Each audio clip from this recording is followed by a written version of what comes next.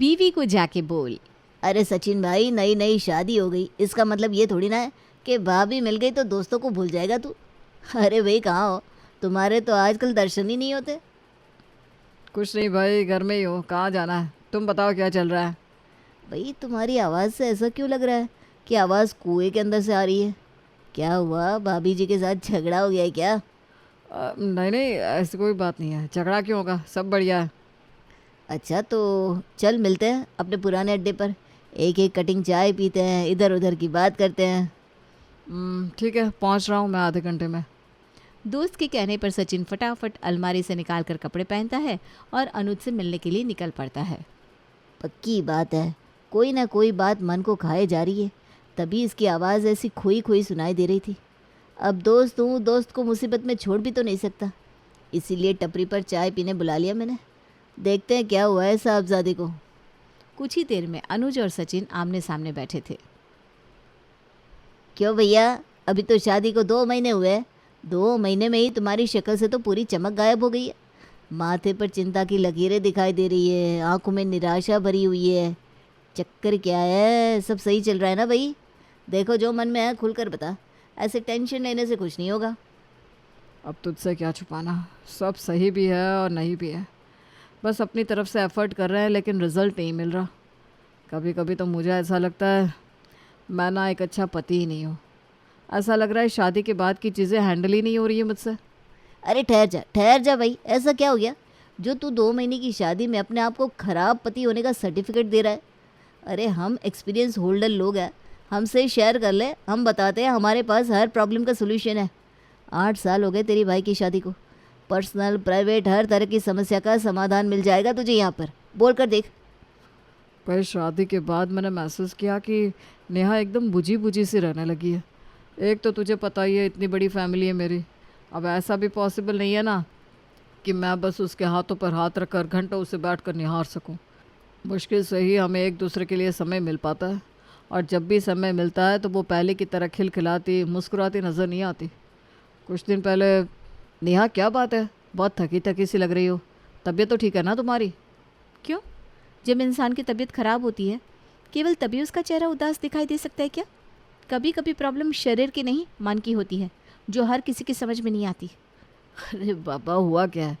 थकी थकी सी नज़र आ रही हो। तुम्हें ठीक फील नहीं हो रहा तो थोड़ा सा रेस्ट कर लो, काम बाद में होता रहेगा। मैं मम्मी से बात कर लेता हूँ कि तुम्हारी तबीयत ठीक नहीं है, तुम थोड़ी देर रेस्ट करोगी। अरे बाबा ठीक है मेरी तबीयत, मैंने कब कहा मेरी तबीयत ख़राब है? और तुम्हें मेरे लिए किसी से सिफारिश करने की कोई ज़रूरत नहीं है। काम करने से मुझे कोई प्रॉब्लम नहीं है। काम का क्या है, वो तो करना ही है। अरे बाबा, तो फिर हुआ क्या है? मुझसे ऐसे क्यों बात कर रही हो? कुछ नहीं हुआ, मैंने तुम्हारी चाय टेबल पर रख दी है, पी लेना। अरे बैठो तो, तुम भी पियो चाय। मेरे पास और भी काम पड़े हैं, तुम चाय पी लो, तुम्हें ऑफिस जाना है। अरे मैडम को हो क्या गया है? देख रहा हूँ आजकल मैडम का मूड बड़ा ख़राब रहता है। शाम के समय, नेहा, हमारी शादी को 1 महीना हो गया और हम एक बार भी कहीं बाहर घूमने नहीं गए। चलो ना कहीं घूम कर आते हैं। प्लीज़ सचिन, मैं थक गई हूँ। पूरा दिन घर के काम करते करते बहुत थकान हो जाती है। अभी मेरा बाहर कहीं जाने का बिल्कुल मूड नहीं है, ताकत ही नहीं बची शरीर में। अरे बाबा, हुआ क्या है तुम्हें? आइसक्रीम के नाम से तो तुम मचलने लगती थी और आज तुम आइसक्रीम खाने के लिए मना कर रही हो। कहीं ऐसा तो नहीं कि नेहा की पैकिंग के अंदर कोई और लड़की आ गई है मेरे घर? जिस नेहा को मैं जानता था वो तो बिल्कुल ऐसी नहीं थी। देखो सचिन, टाइम के हिसाब से सारी चीज़ बदल जाती है। तुम्हारे अंदर भी बहुत सारे चेंज आ गए हैं, अपने आप को देखो ना। ऐसा थोड़ी ना है कि शादी के बाद सिर्फ मैं ही बदल गई हूँ। मुझे भी ऐसा ही लगता है कि ये सचिन की पैकिंग में किसी और से शादी हो गई है मेरी। सचिन के पास नेहा की बातों का कोई जवाब नहीं था, इसलिए उसने बात को आगे बढ़ाए बिना फ़िलहाल वहीं ख़त्म कर दिया। लगता है मम्मी नेहा से कुछ ज़्यादा ही काम करवा रही है, जिसकी वजह से ये थक कर चिड़चिड़ी हो जाती है। लगता है मम्मी से बात करनी पड़ेगी। अगले दिन सुबह, नेहा, नाश्ते में क्या बनाया है आज? आलू के पराठे बनाए हैं। मम्मी, लग रहा है आपने ना अपनी बहू को भी अपनी वाली ट्रेनिंग दे दी है। अरे आप तो आलू के पराठे खिलाकर टॉर्चर करती थी, अब आपकी बहू भी वही खिलाकर टॉर्चर करेगी क्या? आपको पता है ना मुझे आलू के नहीं गोभी के पराठे पसंद है। फिर क्यों बनाया आलू के पराठे? अरे भाई, अब क्या बनेगा कैसे बनेगा अपनी बीवी से जाकर पूछ। मैंने तो रसोई में इंटरफेयर करना ही बंद कर दिया है।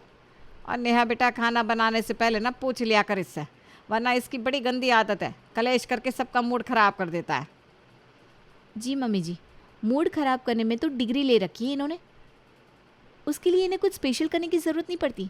वो तो ये ऐसे ही बैठे बैठे ही कर लेते। क्या बोल रही हो? मैंने कब तुम्हारा मूड ख़राब किया? मैं तो कुछ बोल ही नहीं रहा हूँ। हुआ क्या है बाबा तुम्हें? कुछ बताती तो हो नहीं, बस पहले से बुझाती रहती हो। कुछ नहीं हुआ, तुम नाश्ता करो और अपने ऑफिस जाओ, तुम्हें समझ में नहीं आएगा। पता नहीं ये हमारी धर्म पत्नी को हुआ क्या है, इनके तो तेवर हमेशा गर्म ही रहते हैं। अरे भैया, ऐसे कैसे गाड़ी चलेगी हमारी? लग रहा है कुछ स्पेशल एफर्ट करने पड़ेंगे। शाम के समय नेहा, आज मैं कोई बहाना नहीं सुनने वाला। जल्दी जल्दी सारा काम निपटा लो, उसके बाद आज हम लोग मूवी देखने चलेंगे। बाहर मूवी देखेंगे, खाना खाएंगे, आइसक्रीम खा कर लौटेंगे। अब तो खुश हो जाओ बाबा, इतनी अच्छी डेट प्लान करी है मैंने तुम्हारे लिए। सचिन, तुम्हें ऐसा क्यों लगता है कि तुम मुझे रिश्वत दोगे और मैं खुश हो जाऊंगी? मैं तुम्हें ऐसी लड़की नज़र आती हूँ क्या कि मुझे खुश करने के लिए तुम्हें रिश्वत देनी पड़े? और ये सब करने की कोई ज़रूरत नहीं है। ऐसे भी आज माँ जी की तबीयत कुछ ठीक नहीं है, मैं आज कहीं नहीं जाऊँगी। आज बाहर जाना ठीक नहीं रहेगा। नेहा, तुम मेरे बनाए हर प्लान पर पानी फेर देती हो। आखिर तुम्हें हुआ क्या है? अरे मम्मी, क्या बात है, एक काम वाली लगा लो ना।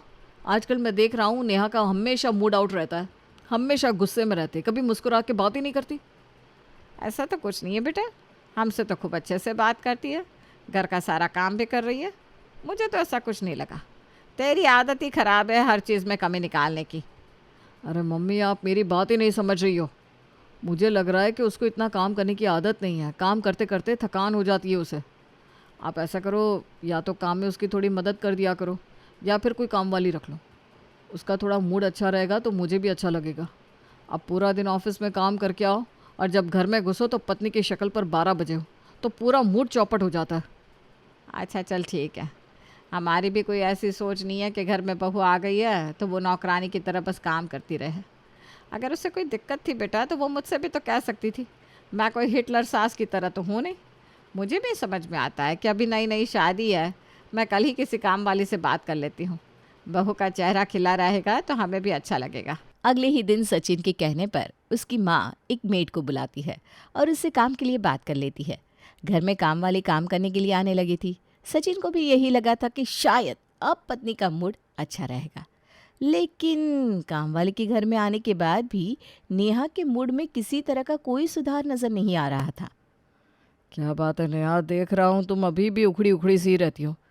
अब तो मैंने माँ से बात करके तुम्हारी मदद के लिए काम वाली भी रखवा ली। अब तो थोड़ा मूड सही रखो। अच्छा, तो ये बात है, तुमने कहा है माँ से काम वाली रखने के लिए, इसीलिए माँ ने आनन फानन में काम वाली बाई रखवाई है। अरे किसने कहा था तुमसे कि मुझे काम वाली की ज़रूरत है? मैंने कहा था क्या तुमसे कि मुझे घर के काम से कोई प्रॉब्लम है? आराम से कर लेती हूँ काम। क्या सोच रही हूँ कि माँ जी कि मुझे इस घर में आए हुए 4 दिन नहीं हुए और मैंने पति के सामने काम का रोना रोना शुरू कर दिया। तुमने एक झटके में ना मुझे मौजी की नज़रों से गिरा दिया। अरे नेहा, तुम ऐसा क्यों सोचती हो यार? मैं तुम्हारे अच्छे के लिए करता हूँ और तुम हमेशा मुंह बना लेती हो। मैं तो तुम्हें समझ ही नहीं पा रहा हूँ। अगर तुम्हें काम से प्रॉब्लम नहीं है, थकान से प्रॉब्लम नहीं है, तो फिर प्रॉब्लम क्या है? क्यों इतना उखड़ा उखड़ा सा चेहरा रहता है तुम्हारा?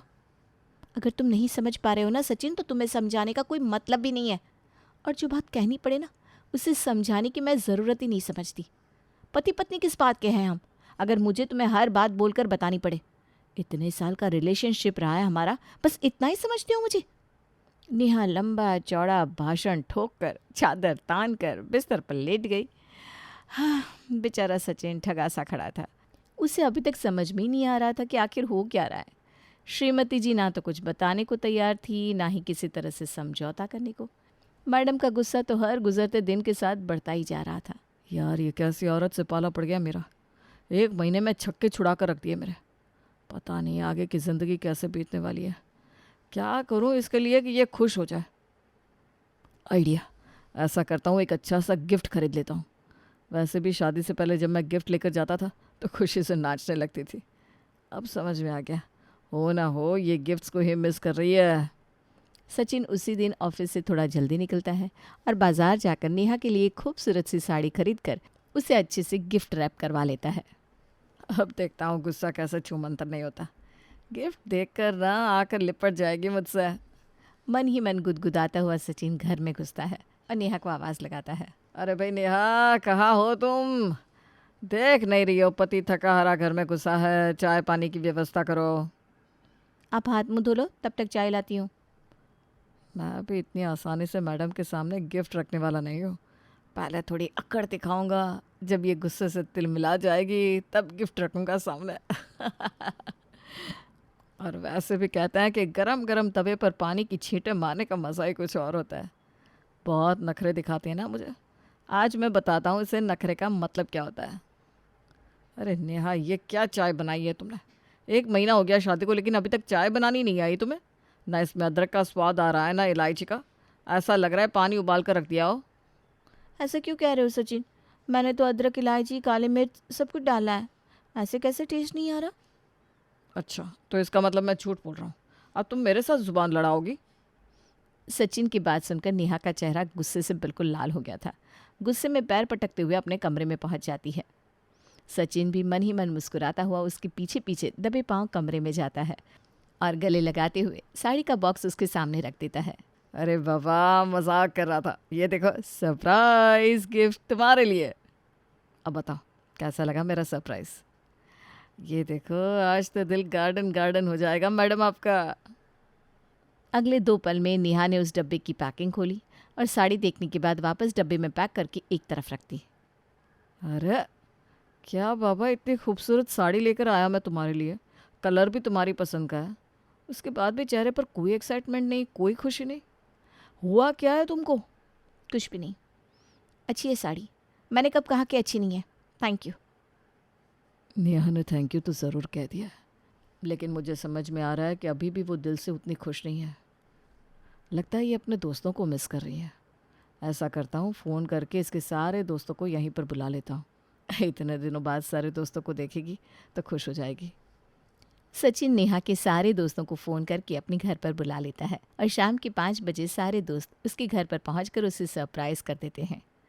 हाँ, अरे तुम सब लोग अचानक यहाँ पर कैसे? तुम लोगों ने तो मुझे बिल्कुल सरप्राइज़ ही दे दिया। अरे भाई, ये सब तुम्हारे सचिन का प्लान था। मानना पड़ेगा तेरी चॉइस को। सचिन बहुत ख्याल रखता है तेरा, वरना कौन पति पत्नी के दोस्तों को घर पर बुलाकर पार्टी देता है? हाँ, मैं जानती हूँ मैं कितनी लकी हूँ। तू रहने दे। पार्टी के बाद। अरे यार, मैंने तो यही सोचा था कि दोस्तों से मिलने के बाद तुम खुशी से मेरे गले लग जाओगी, लेकिन अभी भी तुम कुछ खास खुश नज़र नहीं आ रही हो। क्या हुआ, दोस्तों से मिलकर अच्छा नहीं लगा क्या? अच्छा क्यों नहीं लगेगा? बहुत अच्छा लगा। अपने दोस्तों से मिलना किसे पसंद नहीं होता? अरे लेकिन अभी भी तुम्हारे चेहरे पर खुशी तो नज़र नहीं आ रही। सचिन, तुम ऐसी बात कर रहे हो? तुम्हें पता होना चाहिए कि मेरी खुशी किस चीज़ में है। मैं नेहा के लिए एफ़र्ट करते करते थक गया हूँ यार। इसीलिए आजकल मेरा भी मूड अपसेट रहने लगा है। मैं हर रोज़ पत्नी को खुश करने के लिए एफ़र्ट करता हूँ, लेकिन मेरे सारे एफ़र्ट वेस्ट हो रहे हैं। अरे भाई, गलत डायरेक्शन में एफर्ट कर रहा है तू, तभी तो कोई फ़ायदा नहीं हो रहा है। मैंने तुझसे कहा था ना, मेरे पास 8 साल का एक्सपीरियंस है। तेरे हर प्रॉब्लम का सोल्यूशन मिलेगा मेरे पास। अरे बताओ भाई, आखिर क्या सोल्यूशन है मेरी प्रॉब्लम का? मैं तो हर जतन करके थक गया हूँ।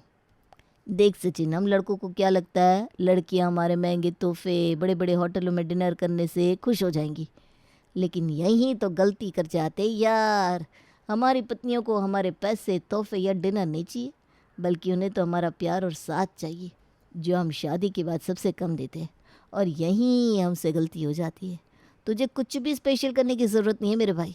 बस दिन में एक बार प्यार से अपनी पत्नी को गले लगा कर आई लव यू बोल दिया कर।